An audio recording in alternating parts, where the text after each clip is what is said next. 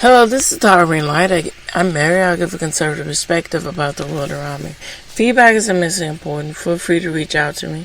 Two ways to do this is through email and, of course, through YouTube.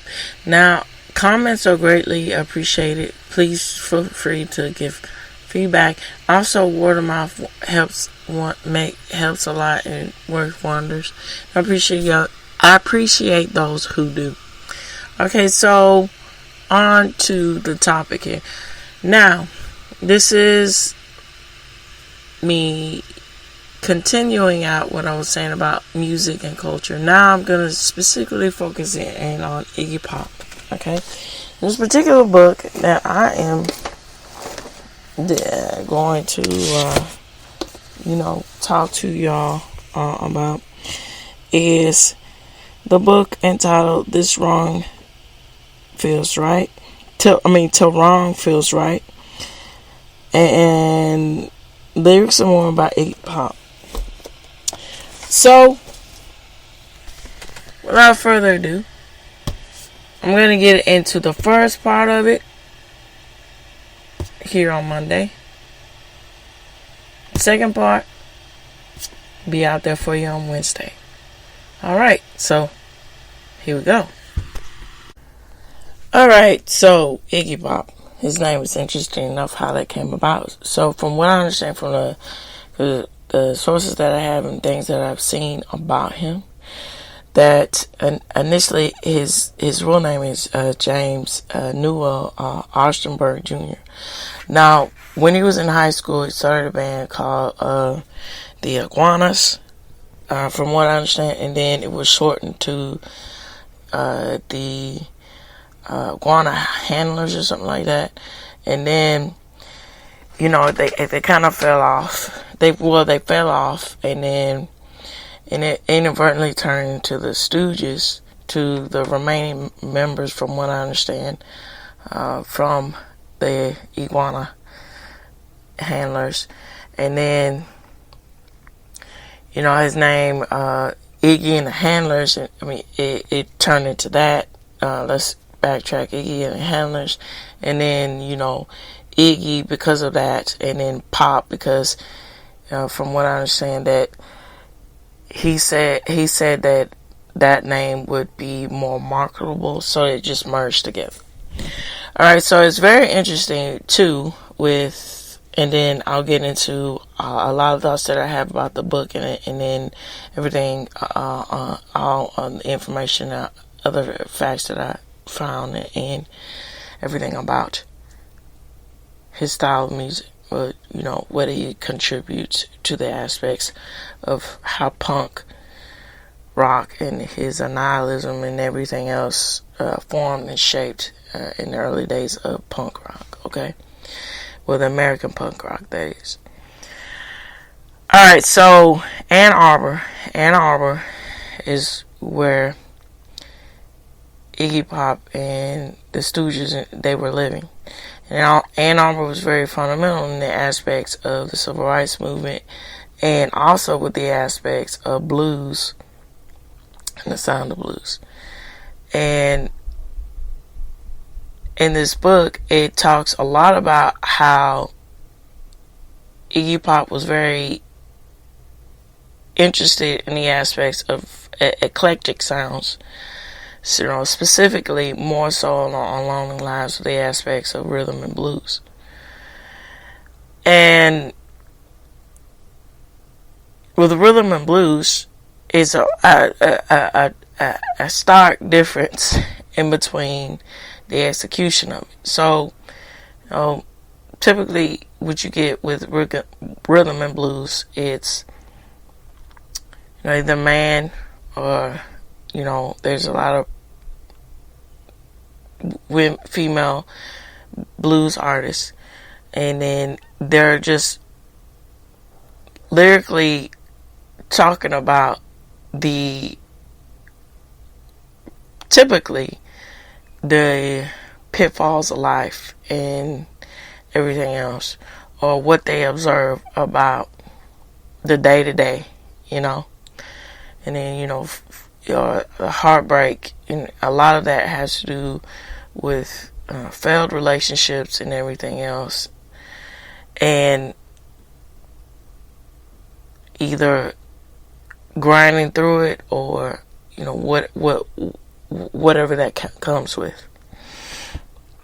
And then you have Muddy Waters, you have B.B. Kings, you have so many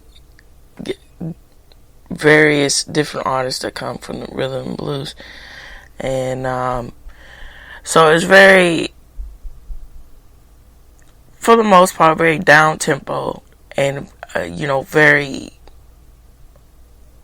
not something that is what you call destructive towards anything, or it's not very destructive, right? And so when a person like Iggy Pop comes onto the scene, and other people like him, they really merged their appreciation with rhythm and blues and tacked that on to punk. Because what was happening, as I mentioned before, and I'll reiterate this again, what was happening in the UK, the punk movement was initially making a lot of mementos and a lot of commentary about the aspects of just being fed up with the social class systems and all these kind of things, right? And people like Iggy Pop, they were really wanting to spearhead that and flip it on this mind, on his self, to the point to Annihilation seemed very approachable, and he delved very deep into the aspects of the animalistic, primalistic, methods in which music can connect with people, which can be very, very scary and very, very, it can be weird, strange, because when you think about that, this primitive and animalistic condoning things like that. There's no holds barred, there's no restraint, right? And typically, especially the way that rock music was going and shifting, and most rock music is very restrained, very reposed, and approachable. The Stooges, no. And punk, not so much. And that was one of the things about which was it took a while, for it to be in, part of the alignment with what you can consider and what you can take from what rock music can do and shape with culture. Because it was most of the time, the early days of punk rock, it was all about the thrashing, the violence. Most bands were really, evoking it. And Iggy Pop took that to a tier to where you see those typical images of what you get with punk rock, to the point that he in himself inflicted harm and pain on himself. He would cut himself, he would do all these things on stage, live for everybody to see. And then, the aspects of moshing and everything else, and people, hurting them, getting in a fights, throwing each other around, all these kind of things. This really built up a point of view of how you can see the turning point in which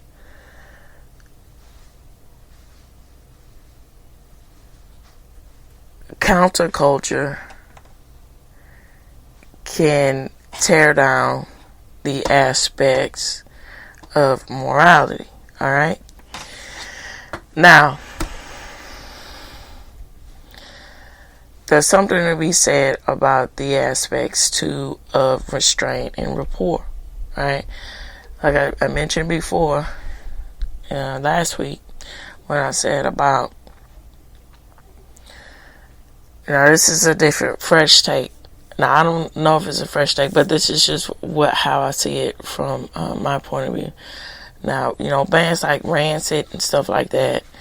And now I'll go into the days in which, with Iggy Pop, some of the music I find interesting. So, I personally think that, I'll get back in with the Clash and then get back to Iggy Pop in this book here. I personally think that the Clash is more, my speed, because it's something to where it's something to be said to where you have so much animosity towards things that you see, and that you see that it's wrong, and that you make a commentary about it, but you have the restraint to kind of, even those things out by simply, speaking on it and addressing it. And, and the Clash, they had that, their moments too, with the act of, breaking down and destruction, but I don't know, it's something about that that's very appealing and everything else. But I could see the attraction that the Stooges had, and that they had this long withstanding with their particular audience that they were attracting, because that's very intoxicating to have to hear and listen to people, and to have a band that perpetuates the aspects that to innate the instinct of upheaval, to destruct, to tear down, and everything else, right? And then if we're honest with ourselves, those things are seeped into a lot of different other categories. When you think about aspects of certain rap music, or the aspects of to a lesser extent I'm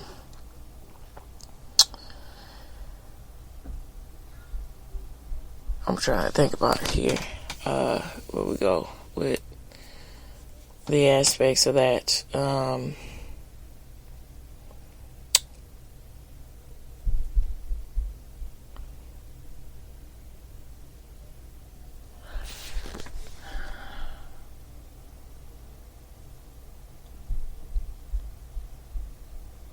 Maybe you can get that with some, we're really not so much pop music, but when pop artists come out and say certain things about, and have certain political stance towards things, right?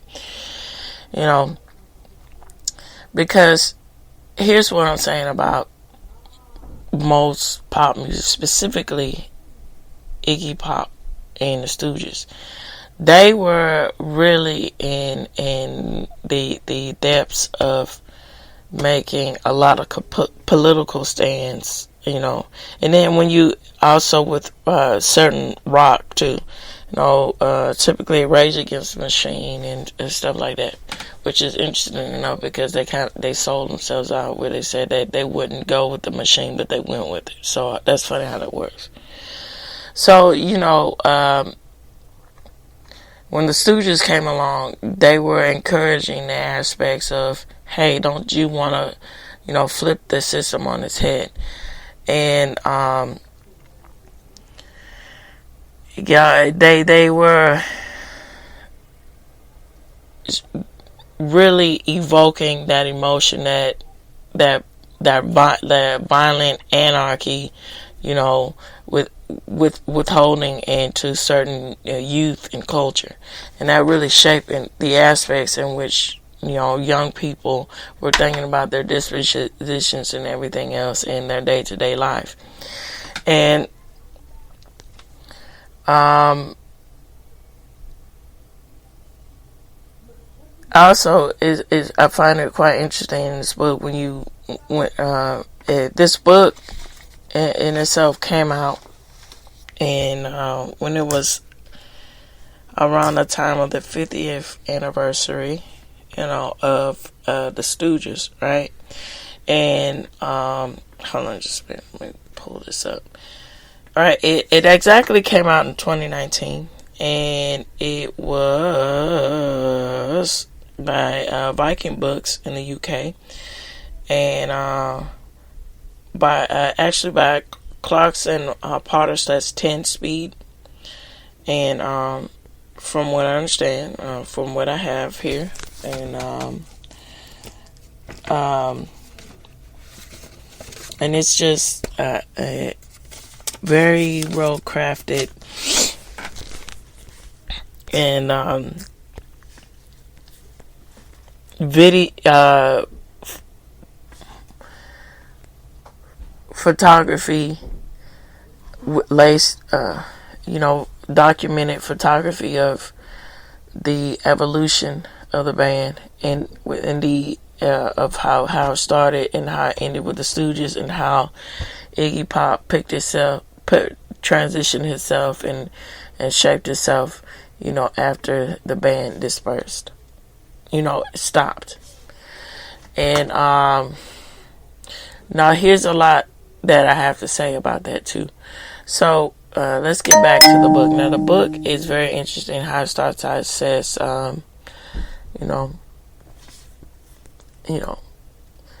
effing Vietnam, all these kind of things, understanding, the black movement, black culture, and everything else. Now that has a lot to do with the aspects in which the city in which he was living, Ann Arbor.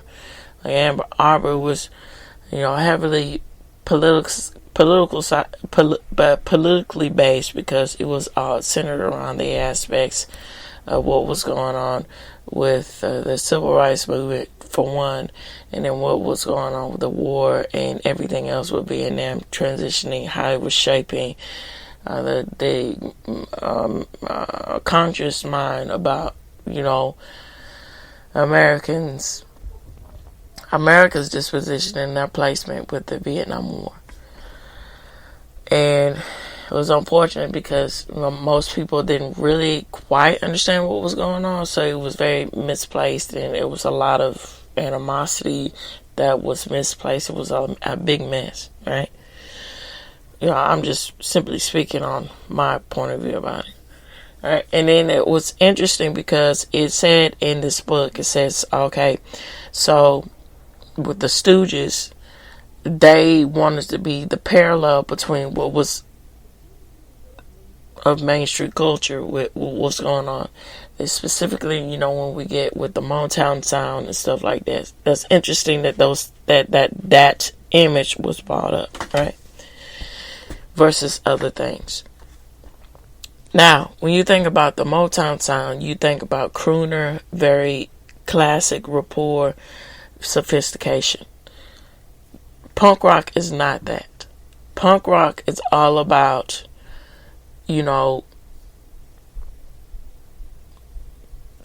piecing things together, looking unkempt, looking like you or belong somewhere on the streets or something. Like it's all a part of being on the streets and witnessing and understanding things of the street, like what people are, you know,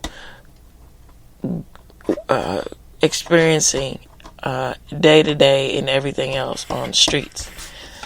And these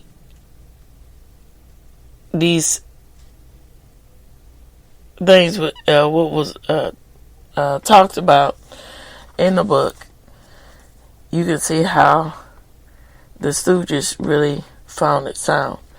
Because I also talked about in the book how Glenn Gregg came to meet Iggy Pop, because he is a very prolific photographer who did in the early days of the Stooges photograph them. And he was talking about how, you know, the way in which they presented themselves was, you know, quite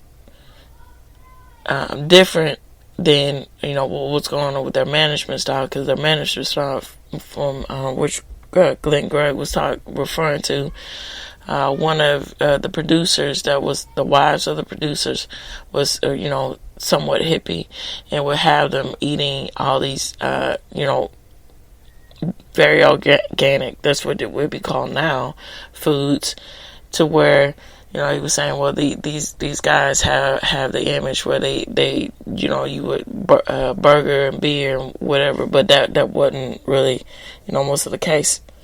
And then it's interesting in this book because it showcases all of the photos, everything else, but it also showcases songs and lyrics.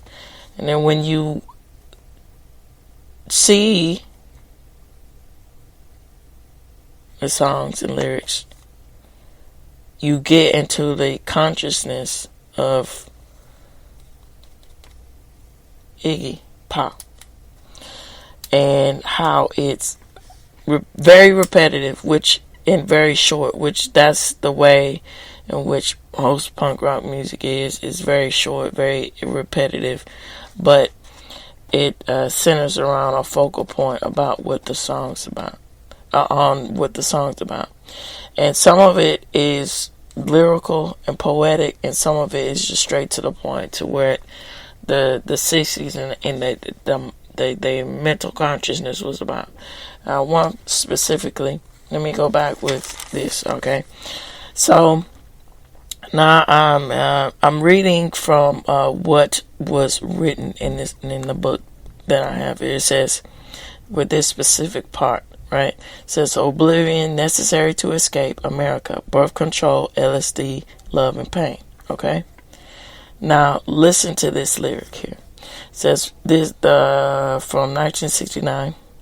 All right. So real cool time. It says over and over. It says this. I say we will have a real cool time tonight, right? I say it just goes, it is repetitive. I say we will have a real cool time tonight.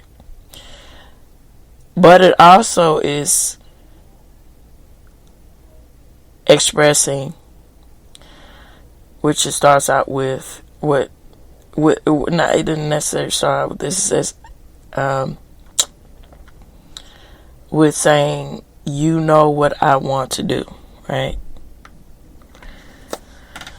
All right, so that's what the 60s, for the most part, when you delve into it, you know, besides what was going on with the change and the shift in which, you know, people were considering their place in this world, you know, where it be with the civil rights movement and liberal feminism and all these kind of sort of things that were going out and going on.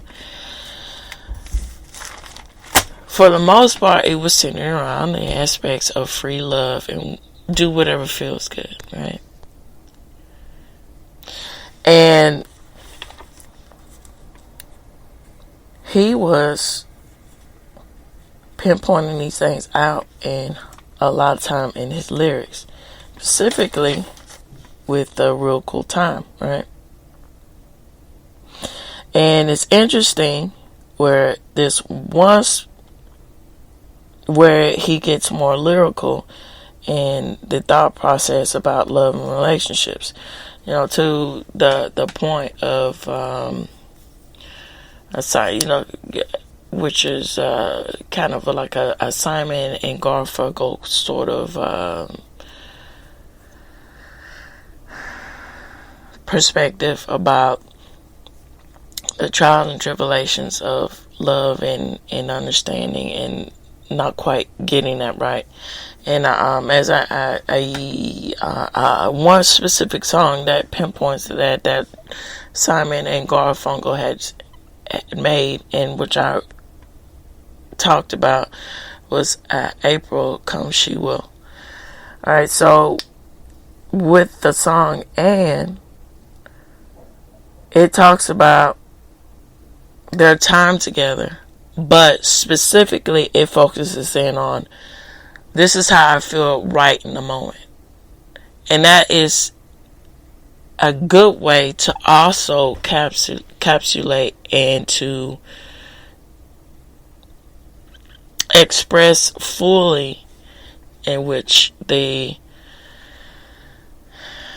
youth culture and everything was shaped a lot of time, from my point of view, and how it looks when you look back on it. If you're really wanting to know the information, finding information about the 1960s, most of the time, youth and culture and how it was shaping itself, it was all about what is relevant now, like what live in the moment now, forget about everything else but now. Impulse. And that's what was another thing that was very attractive for the Stooges to come on the scene, because it was enabling and enacting young people to delve into impulse. Now, they say the Stooges, from what I understand, broke up because of mismanagement, for one. But the biggest thing is the aspects of drug and abuse, right? And that's something that is not really addressed a whole lot, about how the repercussions of that. What are the real repercussions of having it to where there's just normal, commonplace for someone that has, immense talent, is wiped away through substance abuse. Because typically, that is the image that is presented into the aspects of what you think about rock and roll and everything else, especially with punk rock, because that's annihilation. I don't give two X's and O's about anything. I just, and the band couldn't get that together because of the heavily abuse towards drugs. And it's a cautionary tale because of, that's unfortunate too, because it again, it's something that, is very destructive, and it takes away from talent. And then why is it? It's the weirdest. I don't understand why is that a thing that is just, and that's the problem a lot with, when we think about rock and roll and these assorted things, that underage girls are associated a lot in being very deviant, is associated a lot with rock too. And these things were presenting itself a lot, in the aspects of, certain songs, you can interpret that with this aspects of, but maybe it's a metaphor for something. when it says 16. This one, with the aspects of that.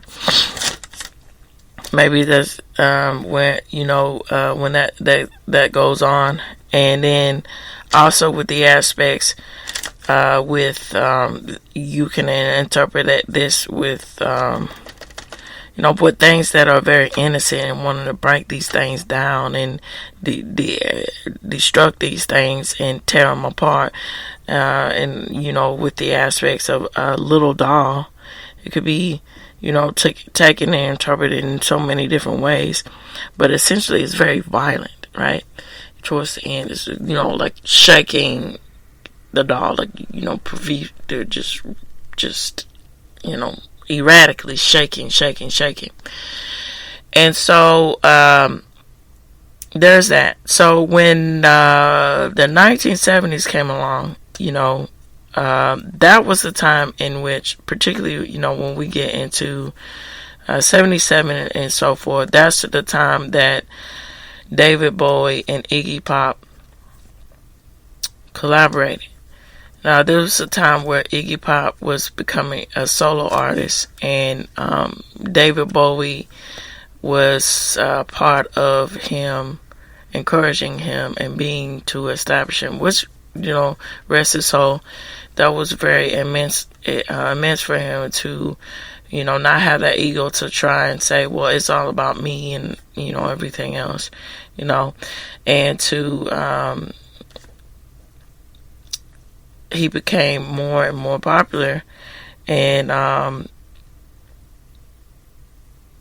his sound started to change differently to where it started to become more and more prevalent that Iggy Pop was very interested in the aspects of eclectic sounds, which was mentioned in this book. Okay, so the Idiot Tour, for one, the Idiot Tour was a part of an album that was launched in 1977. For those who don't know, and it's a part of the time in which David Bowie was just accompanying in the back, playing keyboards and everything, and being there to accompanying him with his solo career. And I will link this for you. I actually found a video where in 1977, specifically April 15th, I believe, when the Iggy Pop and David Bowie went on to the Dinah show and performed, and then also had an interview. Now, this was very eye-opening and everything else, and it wraps it up, and I'm going to end it on this, and then on Wednesday I'm going to talk, and give my thoughts about the aspects of the other decades of Iggy Pop, good when we get into the 80s and so forth, and to what's going on, now. Okay, so I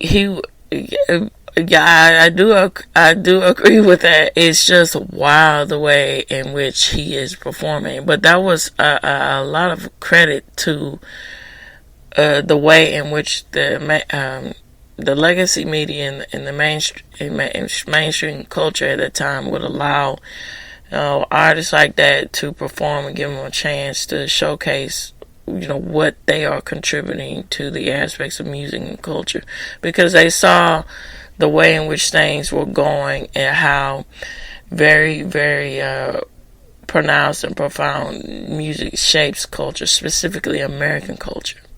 And so, they had airtime, and Iggy Pop with his uncontrollable combustion, it's just like watching a nuclear combustion. He's just exuding all these things, and David Bowie just sitting down and keyboard, in the background, and with his with his contributing and him, engaging in that interaction back and forth between them, and highlighting the way in which he is going and moving towards him being a solo artist. Now, some say that David Bowie and Ziggy Stardust, particular, that he actually, in actuality, he wasn't really a musician per se. He was a character actor, like a performance, a performance musician, right? Like, I guess you could say equate that to an actor who is playing the role of a musician, if that makes any sense to you. But he has this natural ability, has a talent, and he is, a musician, right? Some people have that, disposition. But it's very interesting when Dinah Shore was sitting down and talking to the both of them.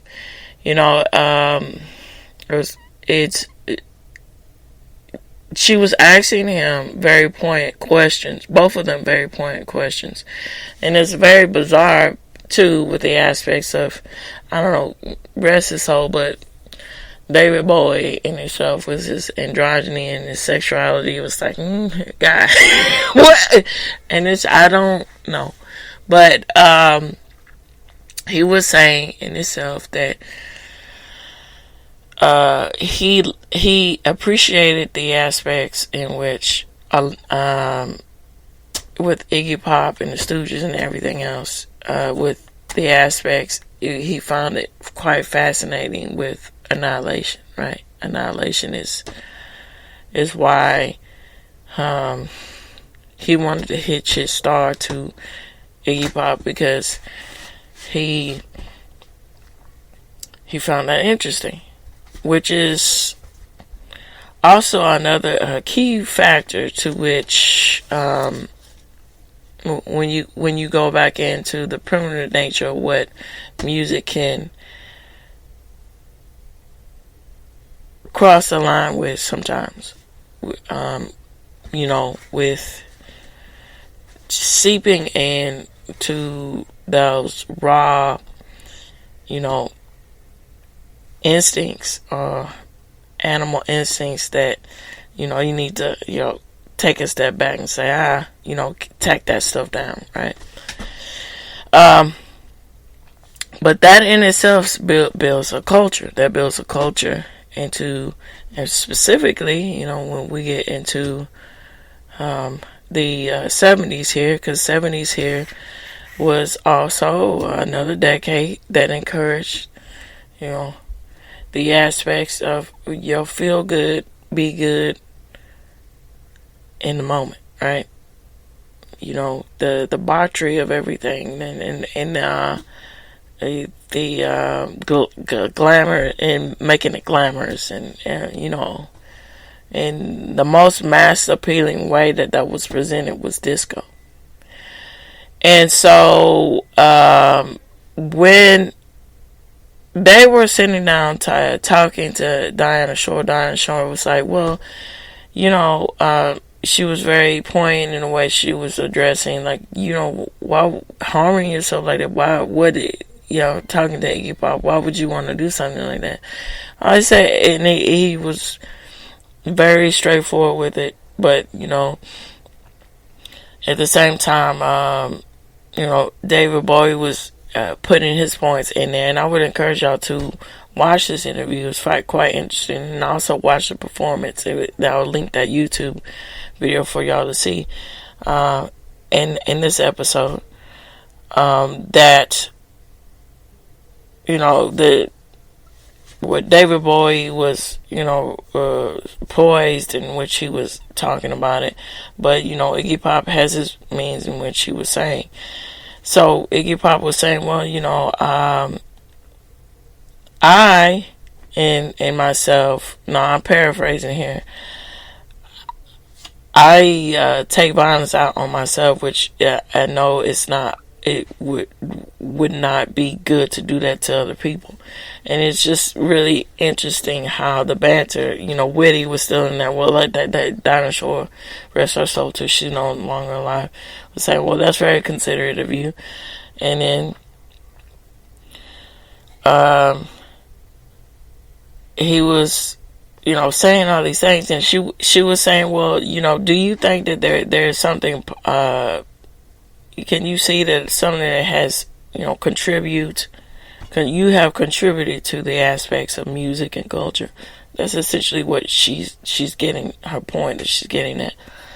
What is there? Her point of addressing to, understanding and seeing what he thinks and what the both of them think. And then, but specifically what Iggy Pop was thinking. And they say, yeah, I do.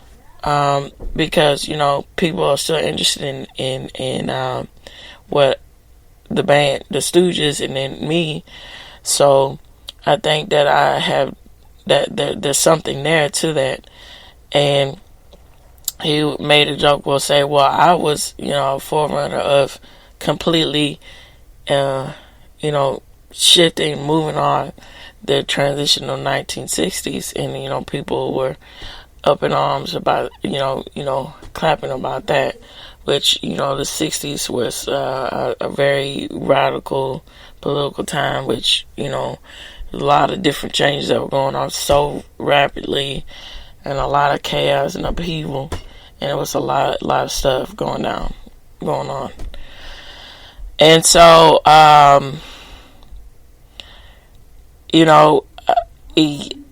it is a pinpoint into the aspects in which how, somebody like Iggy Pop was very attractive, again, to in the means in which youth and culture, identify themselves, because some people say that who have lived through the 60s and so forth, the transition between the 50s,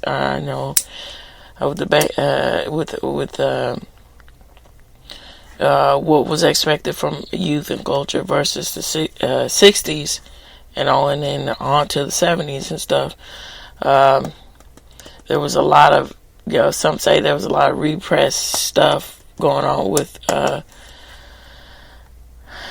youth and culture that wasn't able to be, fully acknowledged in the 50s, and it was really, encouraged more and more and more as the 60s went about. That's what it was all about. And then, somebody like Iggy Pop coming along and saying, hey, it's okay to be all so angry and not knowing what to do and being disillusioned. Hey, here's a measure in which you can express those things with this music and with this particular genre of music, and coming out and seeing us. Hey, here's that. Alright, so with that said, if y'all want to continue the conversation, feel free to do so. Now, the best way to do this, would you get more of immediate responses, email me. But also, comments on YouTube is greatly, vastly appreciated. Alright, so that's the time that I have, that, I'll have to say on that. So on Wednesday, I'm going to wrap everything up. Start with the 1980s and move on to what's going on with the contribution with Iggy Pop as of the 90s, the 2000s, 2010s, and so forth. Alright, so this reaches the end of the Harvard Line. Tune in, turn up, and absolutely take care out there. Bye-bye for now.